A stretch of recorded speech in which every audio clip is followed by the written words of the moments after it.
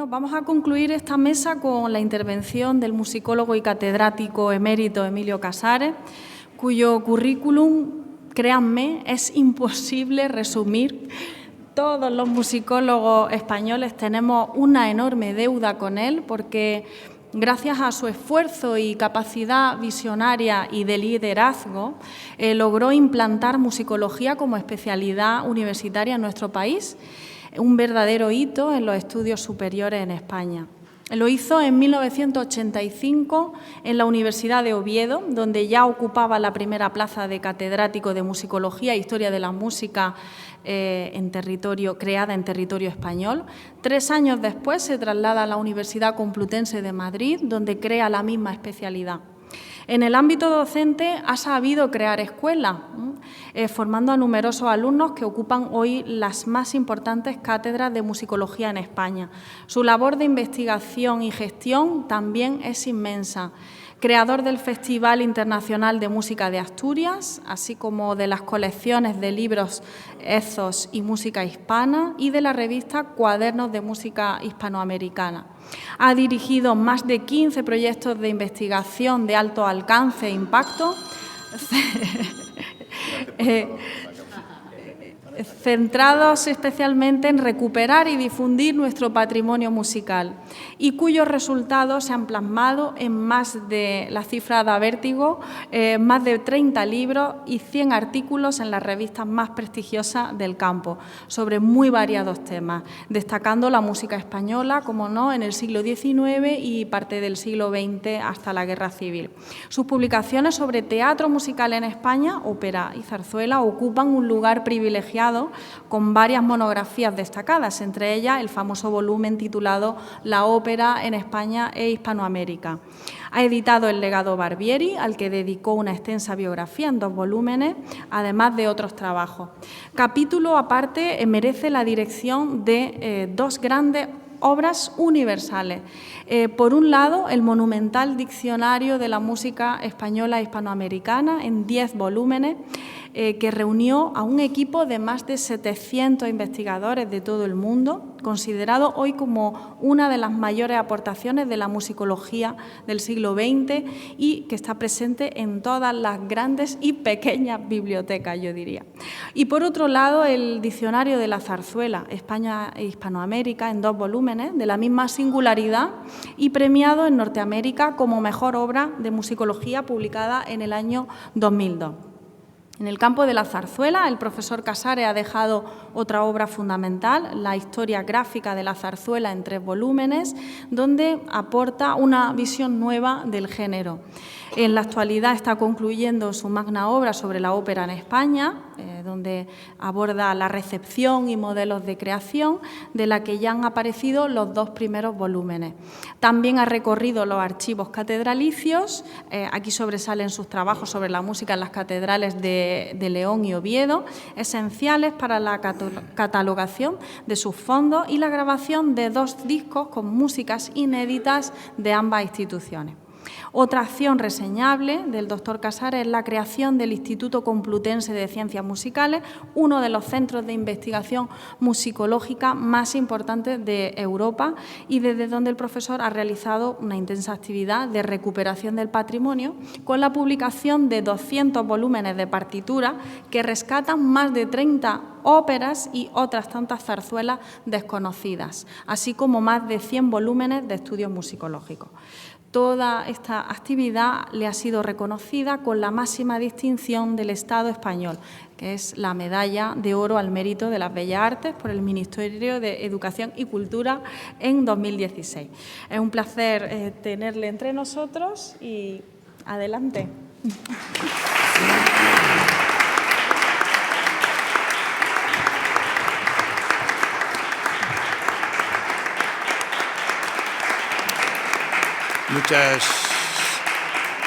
Muchas gracias. Sabes que no me considero que tenga ningún mérito porque yo lo único que he hecho en mi vida es divertirme. ¿Lo has entendido? Divertirme. Cada uno se divierte como puede. Otra gente le llama a esto trabajo, ¿qué se va a hacer? No. No son incompatibles, ¿no? Me daba Tenía la tentación, que me ha encantado tu conferencia porque yo, que he vivido tantas cosas, estaba recordando cuando se estrena en la Scala de Milán Doña Francisquita. Yo estoy con el jefe cultural del PC catalán, digo, PC italiano, Luigi Pestalozza. Al final gritaba, medio en castellano, medio, pero ¿cómo non se fa en todo el mundo? Decía, estaba emocionado. Cronometramos 18 minutos de aplausos en la Scala, que tienen unos colmillos terribles, como sabes, ¿no? Y es una pena, es una pena. Tengo esto aquí como... Este acto tiene que ver con que queremos reclamar que se haga la zarzuela Patrimonio Musical y Material de la Humanidad. Este es el informe que me pidió el Ministerio, informe oficial, que entregué hace 3 años, para que fuese conseguir lo que se pretendía. El Ministerio, a través de la Dirección General de Patrimonio, me marcó exactamente qué tenía que escribir, qué partes había, de qué tenía que hablar y cómo. Entonces yo entregué este oficialmente. Y esto empezó a dormir en el sueño de la paz hace 3 años. Les digo como noticia nueva que se ha vuelto a revitalizar ahora. Lo que yo narraba en estas páginas era, en primer lugar, una historia del género de la zarzuela. Tiene varios capítulos, desde los orígenes, la evolución histórica, etcétera, etcétera, pero trataba cosas muy específicas, sobre todo de cómo el género ha inundado toda la hispanidad. Cataluña tiene en torno a 650 zarzuelas, de ellas 300 en catalán. América. En Cuba, en estos momentos, barajamos el número de unas 4.200 zarzuelas en Cuba. En México pasan de las 800. Le estoy hablando, siempre que digo números, son números científicos, números que hemos comprobado. Es decir, pero había otros aspectos. Por ejemplo, actividades y oficios que genera la zarzuela. Por ejemplo, el tema de las compañías, acciones de salvaguardia, bienes muebles e inmuebles en torno a la zarzuela, proyección internacional de la zarzuela. Es decir, era un ejercicio muy largo que a mí me gustó mucho hacer y en realidad me mandaron a hablar de la zarzuela, un poquito, explicarles lo que es la zarzuela, cosa imposible. Cuando me retiré yo daba una asignatura que se llamaba Teatro Lírico y dedicaba 6 meses a la zarzuela con 12 horas a la semana. Así que tratar de media hora de explicarles, pero voy a hacerles unas reflexiones y sobre todo quizá arrojar un poco luz. Ya empezó Miquel a decirlo al final. Les recuerdo que la zarzuela nace en el siglo XVII, que nace en un palacio que hace el rey Felipe IV para controlar a un hijo calavera que tenía, que se dedicaba a la caza de corzos y de hembras, y entonces le hace un palacio, que es el actual Palacio de la Zarzuela, para sujetarlo, para controlarlo. Allí le hace un teatrito que conocemos por un cuadro que hay en Viena, de unos 150 sillones, para exclusivamente la monarquía y la nobleza. Por tanto, la zarzuela nace en el Palacio de la Zarzuela y por esa tontería se llama zarzuela. No hay nada más que inventar, ¿no? Bien, ¿qué zarzuela era esto? Pues era una zarzuela rara. Era una zarzuela rara porque era una zarzuela donde los personajes eran dioses, héroes, gente rarísima, y había una pareja de simpáticos criados o labradores, etcétera, etcétera, que eran los que hablaban, diríamos, cantaban, para entendernos, en español, no en idioma, sino con música española. Lo demás, ¿cómo sonaba? Una generalización, pues como Monteverdi, es decir, estamos en el barroco, suena exactamente la música de estas maneras, tiene otros elementos que yo no voy a parar en ellos, evidentemente. Pero es importante que la definición de Calderón, que dice, es un género donde se habla, se canta, se baila y se representa. Hay 2 palabras fundamentales, se habla y se baila, porque en la ópera no se podía hablar y aquí se habla, por tanto es un teatro. Nos explicaron por qué, es que no me puedo parar, porque decían que el recitativo, como somos muy nerviosos, era un rollo y no nos gustaba. Bueno, esa es la explicación. Perdonen la vulgaridad, pero es así, ¿no? Entonces se habla y se baila. El baile aparece en muchas óperas, sobre todo a partir de Meyerbeer, pero el baile es esencial en la zarzuela. Hay que bailarse. Bueno, este género, en el siglo XVIII, es reclamado por el pueblo madrileño y sale de Palacio y empieza a hacerse en los teatros, en fin, en las plazas, etcétera, etcétera. ¿Y qué se hace? Pues humanizarlo. Desaparecen inmediatamente los dioses y aparecen los barberos y el labrador y el amante pobre y el barbero y quien sea. Y eso es sobre todo con Rodríguez de Hita. Comienza, por tanto, la evolución. La evolución es sobre todo de texto, pero también de música, porque está por ahí por medio del clasicismo, vamos abandonando el barroco, etcétera, etcétera. Perdonen que se lo diga todo así rápido, porque si no, no llego a ningún sitio. ¿Cuándo hay un cambio esencial? En los 40. ¿Por qué razón? Porque hasta los 40 España estuvo luchando contra los italianos para hacer la ópera española. Ahí hay un genio que es Ramón Carnicer, que yo he contribuido muchísimo a recuperarlo. Me parece un músico de primera magnitud, igual que los grandes italianos. Bueno, hemos recuperado 4 óperas. Pero, bueno, ya habían empezado antes 2 muy importantes, que es Martín y Soler, el competidor de Mozart, ¿verdad? Y Sor. Pero cuando llega Rossini y lo invade todo como una tormenta en el año 1815, empezamos a componer a la rossiniana, totalmente a la rossiniana. Todo aquello suena como Rossini. Por cierto, cuando estrenamos una de las óperas de Ramón Carnicer, vino un alto ejecutivo del Ministerio Sabio y me dice: esta polaca con la que termina es igual que la del Viaggio a Reims. Me hinché y le dije: sí, igual, pero es el cabrón de Rossini que copió a Carnicer, que lo conocía, porque la de Carnicer es de 5 años antes. Me quedé más plano que la... Bueno, ¿qué pasa? Que en los 40 se dan cuenta que no pueden luchar, porque fíjense usted lo que ha parecido, Bellini, Donizetti, primer Verdi, no se puede luchar. Y entonces este genio, que es Barbieri, este año empezamos su centenario, afortunadamente, este genio, que es un ideólogo, gracias por lo que has dicho de Vives. A Vives no se le conoce, es un intelectual, tiene 2 libros de ensayos que no sabe nadie que existen en Austral, y Barbieri es sumo intelectual, un genio musical, un ideólogo, un hombre práctico, director de orquesta, barítono, escribió poesías, no se escandalicen de ellas, pone 100 poesías de Francisco Asege Barbieri, algunas de ellas muy pornográficas, cierra paréntesis. Las encontré en México, porque un amigo, cuando murió Barbieri, un amigo las quitó para que no se conociesen y las compró Adolfo Salazar, el crítico, y aparecieron en México cuando yo fui a trabajar en Adolfo Salazar. Bien, Barbieri dice: tenemos que construir lo nuestro, no podemos luchar en italiano y igual con Italia. ¿A dónde va? Al siglo XVII, a la zarzuela. Y aquí comienza la zarzuela moderna, esta que los musicólogos contemporáneos llaman zarzuela isabelina, que a mí no me gusta nada, porque Isabel II no podía ver la zarzuela y no le podemos dar por principios morales ese título. Porque además, si, perdonen, se llama zarzuela isabelina, entonces lo que se hace en la época de Alfonso XII, que es mucho, será zarzuela alfonsina. No, bueno, bien, lo dejo ahí. Bien, ¿qué hace Barbieri? En el 51 estrena Jugar con Fuego. ¿Qué es Jugar con Fuego?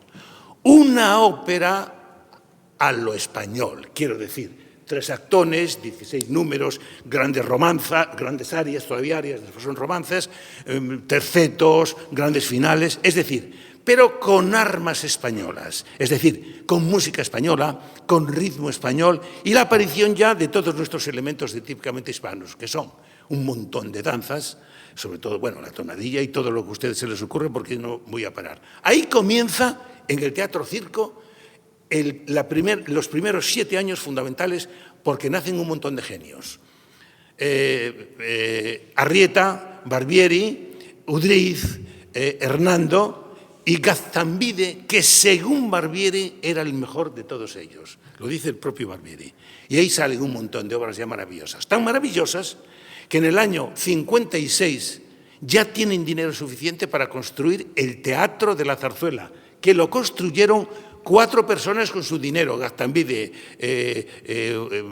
Barbieri, Olona y el barítono Salas, pusieron su dinero que les prestó el marqués de Salamanca, compraron el terreno que les va a llamar la atención de la Zarzuela, eran las cocheras del marqués de Salamanca, y allí construyen este teatro maravilloso que en este proyecto no solamente se pide que sea patrimonio de la humanidad la Zarzuela, sino el teatro de la Zarzuela, porque es un caso único en la historia del teatro. Bueno, ahí cuando comienza el teatro a funcionar de la Zarzuela, comienza a crecer la Zarzuela enorme. En ese teatro se estrenaron 892 zarzuelas, pero bueno, se estrenó el Barberío de Lavapiés, se estrenaron Van y Toros, se estrenaron cosas totalmente increíbles.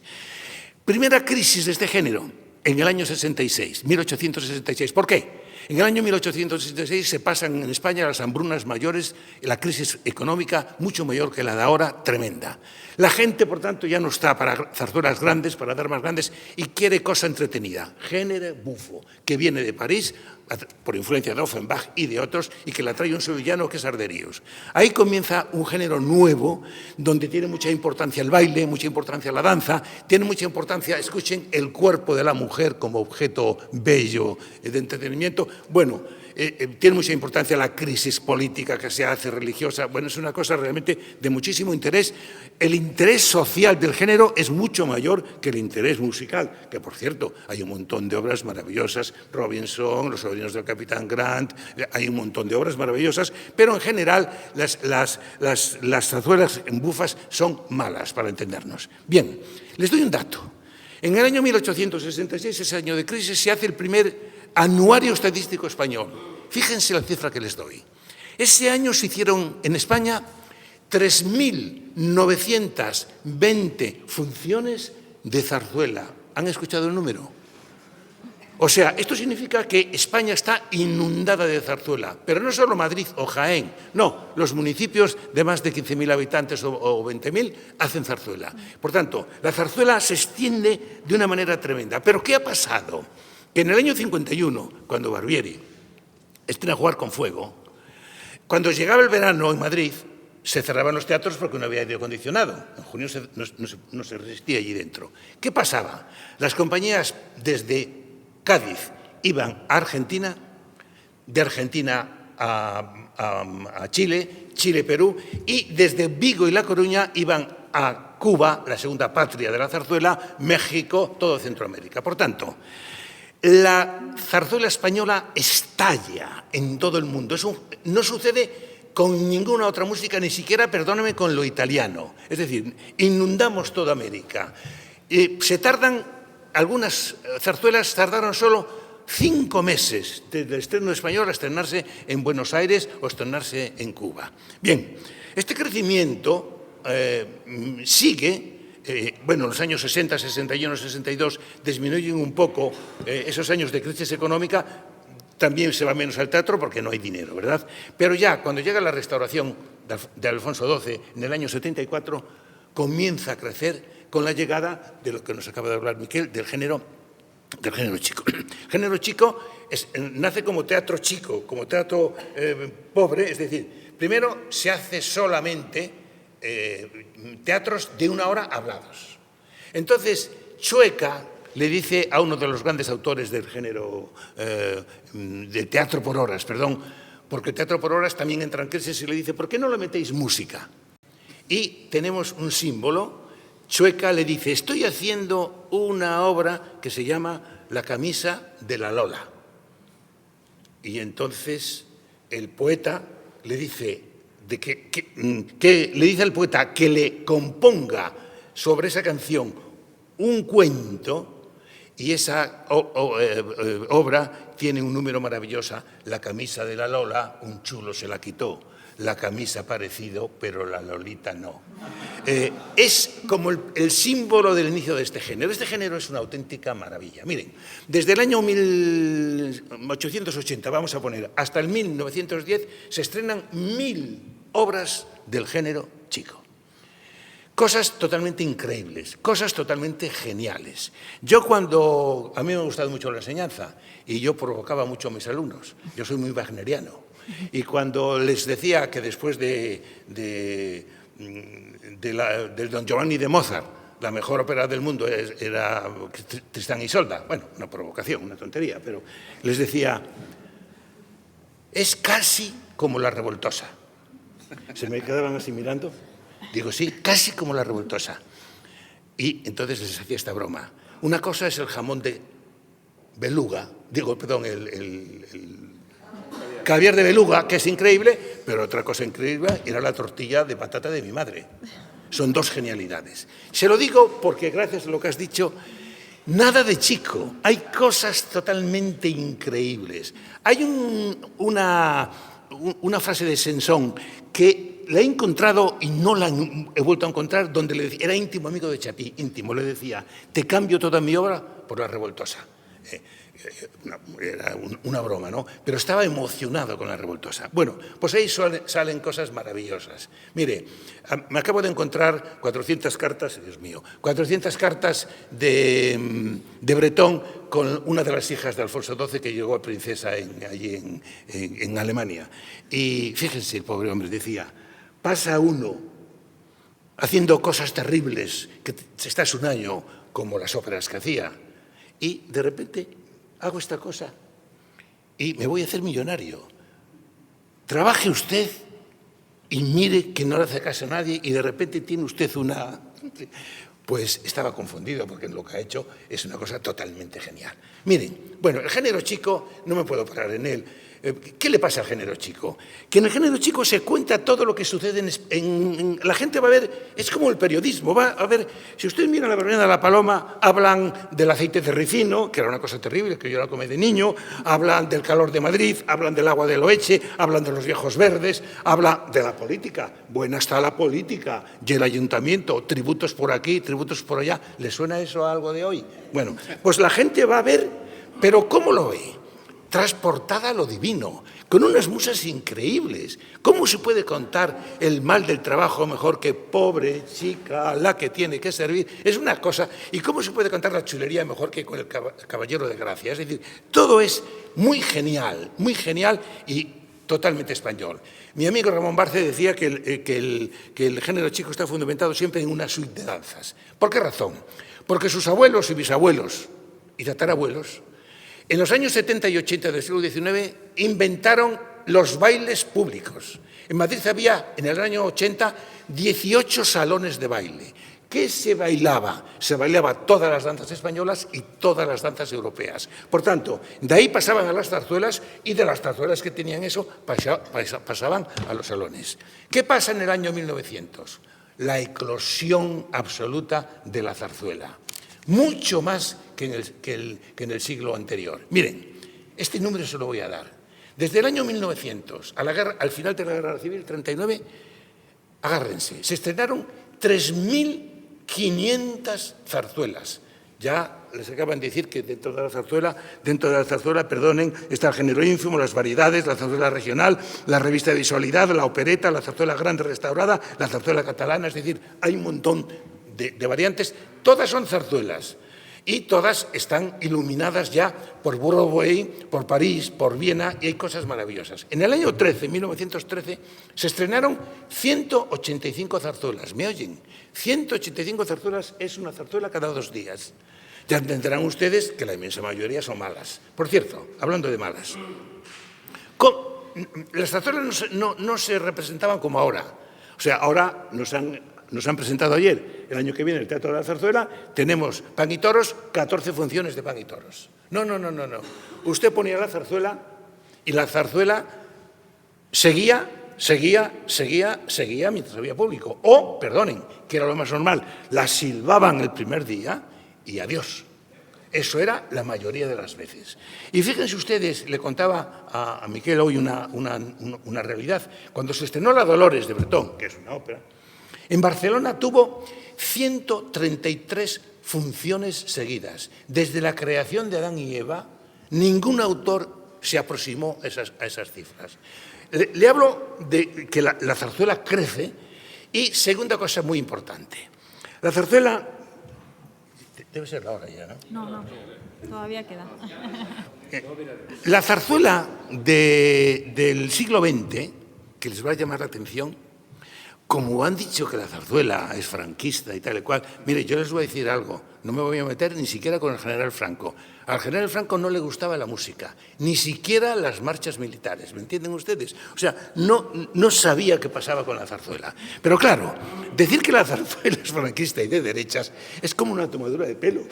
Si la calificamos políticamente es de izquierda, siempre gana el pobre, el humilde, se burlan de los duques, de los marqueses, se burlan de los reyes, el rey que rabió. Entonces, es una tontería. Pero es que, escúcheme, en los años felices 10, 20 y 30, la zarzuela tuvo una importancia sociológica terrible, porque entró por ahí la modernidad. Veo aquí mucha gente mayor, perdónenme. Hay zarzuelas donde sale el coro de señoritas desnudas, así, y lo dejo ahí. Hay fotos.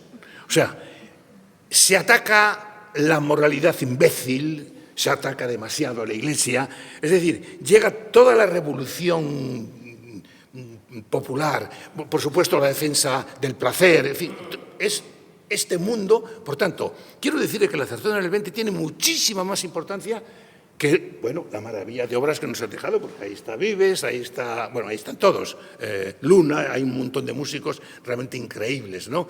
Pero además de las obras magníficas que se produjeron, fue como un avance inmenso. Ahí aparecen todos los inventos, porque no se olviden que la discografía nace en buena parte con la zarzuela, que el cine nace en buena parte con la zarzuela, o sea, la zarzuela tiene un interés realmente terrible. Quería decirles dos cositas, nada más. Este mundo que les describo funciona tal cual en Buenos Aires, o en Chile, o en México, y La Habana es como Madrid, igual. Los chilenos han escrito 2 libros sobre su zarzuela, que yo los tengo. ¿Saben ustedes cómo se divertían los trabajadores del cobre en el norte de Chile, que es un desierto de la leche? Oyendo zarzuela los sábados. Por ejemplo, La Revoltosa, que se hizo famosísima. O sea, cuando estrenamos la edición nuestra de La Verbena de la Paloma en Buenos Aires, fui a Buenos Aires, casi lloro. Era una cosa impresionante los aplausos, todas las mujeres con mantillas, porque claro, eran todos hijos de españoles, una cosa emocionante. Bueno, pero, cuidado, los mexicanos hacen una zarzuela mexicana. Es decir, una zarzuela donde las danzas son mexicanas, donde los temas son mexicanos, donde el verismo, porque, bueno, no he tenido tiempo de hablar de eso, el verismo, que es la llegada al teatro lírico de los problemas humanos, de los crímenes, en fin, lejos de la estética anterior, esto sucede en la zarzuela. Y todos los grandes compositores cubanos tocan zarzuela. Mexicanos hacen zarzuela. Pero sobre todo, nuestra guerra civil en el año 36 hizo que la mayor parte de las compañías españolas se trasladasen a América. ¿A dónde? Al país más rico, o Argentina o México. Ahí nació, ahí llegó Plácido Domingo con su madre y su padre, y ahí acabamos de encontrar una zarzuela, se lo decía hoy, de Moreno Torroba, que se titula El Chulo de Jalisco, que la vamos a estrenar el año que viene y que es una cosa bellísima. Ya entenderán ustedes que no hay chotis, sino que hay todas las músicas. Bueno, y el caso maravilloso es el de Cuba, porque Cuba tiene 5 autores de primerísima que hacen unas zarzuelas increíbles y muchas de ellas con el tema terrible de los negros. El tema, y, por supuesto, no hay ningún país en la tierra más musical que Cuba. Lo llevan en las raíces negras africanas y en las raíces blancas españolas. Entonces, ahí hay 3 teatros importantísimos, 4 a veces en La Habana, pero en toda la provincia donde se hace zarzuela sin parar. ¿Qué pasa? ¿Ya terminamos? Bueno, porque yo... Bueno, miren... 2, me dice Alberto. Tenemos en España, ya lo sabemos, cerca de 11.000 zarzuelas, no 9.000, que digamos, porque estamos haciendo, por fin, una historia de la zarzuela en 3 tomos de 1000 páginas, 2 tomos españoles y un tomo americano, de Hispanoamérica, donde trabajan 35 musicólogos. Entonces, al mismo tiempo estamos haciendo una cosa de Internet para hacer un catálogo de todo, absolutamente todo, y en la que se describa, o sea, que una persona en Chile pida La Revoltosa y ahí le pone todos los datos de La Revoltosa, los autores, los personajes, le pone si está grabada, dónde la puede dar, le pone si puede entrar por Internet a buscar la partitura. Bueno, una cosa que va a ser de una utilidad enorme. Pues de estas 11.000 zarzuelas no se hacen más de entre 85 y 100. Entonces la pregunta ¿es posible que no haya un 2% de esas 11.000 que sean buenas? El 2% de 11.000 son muchísimas. No me saldría. 2.000 y algo, ¿no? Sí, no. 220, no, más. Más. Bueno, es que no sé sumar, no se preocupe. Entonces, ¿y qué nos pasa? Pues mire, estamos sacando muchísimas zarzuelas nuevas. Les quiero decir que hace 2 años que había fallecido un alumno mío querido, Luis Iberni, y dejó escrito una biografía de Jiménez, que es uno de los 10 mejores autores, perdona Miguel, de zarzuela de España. Es un genio, compañero de divisiones, un genio total. Se conocen esas 4 que ustedes saben, la boda, el baile, la tempanica y...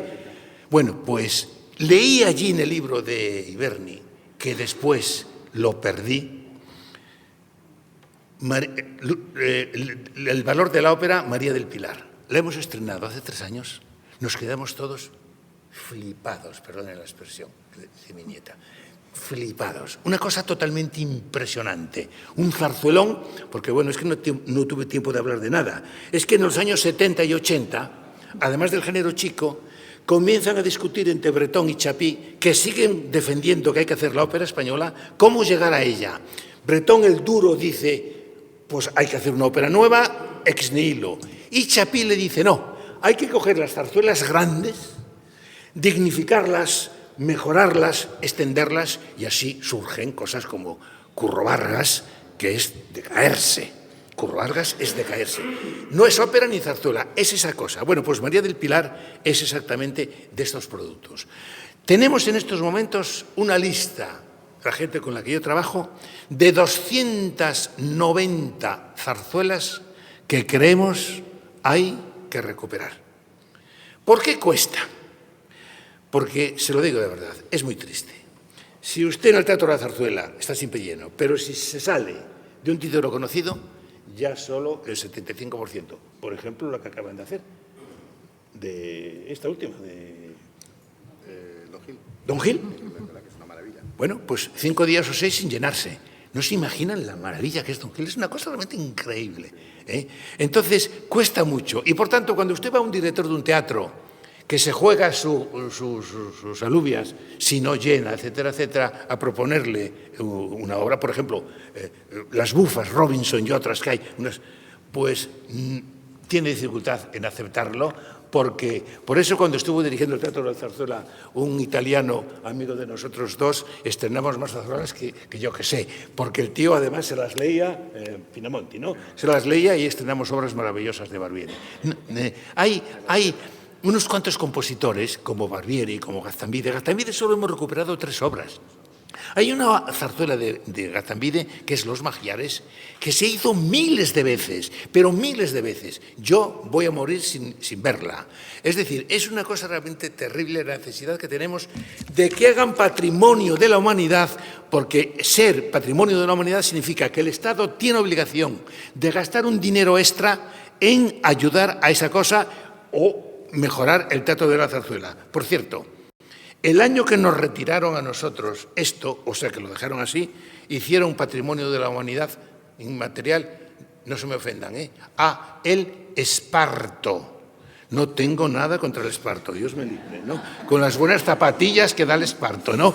Pero para que vean, o sea, se dan cuenta, ¿qué falta ahí? Pues falta inteligencia en la nación. El ministro de Cultura puede ser cualquiera, el que no se sabe hay que arreglar, y ponen el ministro de Cultura anterior español y el anterior nunca han pisado el Teatro de la Zarzuela. Se lo digo yo que vigilo esas cosas. Es un insulto, es un insulto. Es el Teatro Nacional. Y venga a ver Traviatas y Rigolettos en el Teatro Real, que nos cuesta 60 millones, que el Estado le da 16 millones de euros y le deja el mejor edificio de Madrid, que valdría 10 millones, por tanto le da 26 millones, y con esos 26 millones nos hace un producto, señoritas y caballeros, que vale 270 euros para sentarse uno en él. Se lo repito. O sea, recibe 30 millones del Estado. Esto es como si el Estado, perdonen, le diese ayuda a los restaurantes de 3 tenedores para que los ricos fuesen. Claro, ¿quién va al Real? Pues, perdonen, va al Real el que puede pagarse 270 euros y si va con la mujer el doble y la peluquería y lo otro y lo demás allá y te salirá el Real por 1.000 euros. No puede ser, no puede ser. Y la zarzuela tiene 6 millones de ayuda nada más. O sea, por eso le digo que hay que arreglar mucho y es difícil. Sí estoy de acuerdo en que están mejorando las cosas. Están mejorando las cosas. Yo he vivido en una ciudad que es la ciudad más zarzuelista de España, después de Madrid, que es Oviedo. Él estuvo dirigiendo el año pasado, donde hay también zarzuela todo el año y mucha afición. Y es una pena, porque las zarzuelas bien hechas son realmente una maravilla. Y no se pueden ustedes figurar la cantidad de obras magníficas que están muertas. Muchas gracias.